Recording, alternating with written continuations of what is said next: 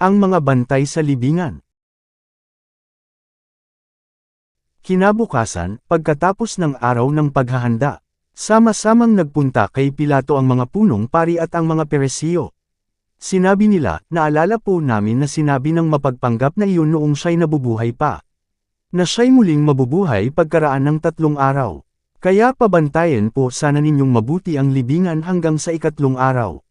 Baka pumunta doon ang kanyang mga alagad at kunin ang bangkay at pagkatapos ay ipamalitang siya'y muling nabuhay. Ang pandarayang ito ay magiging masahol pa kaysa una. Sinabi sa kanila ni Pilato, kumuha kayo ng mga kawal at pabantayan ninyong mabuti ang libingan. Kaya pumunta nga sila roon at tiniyak na hindi mabubuksan ang libingan. Nilagyan ng tatak ang batong panakip sa libingan, at pinabantayan ito sa kawal.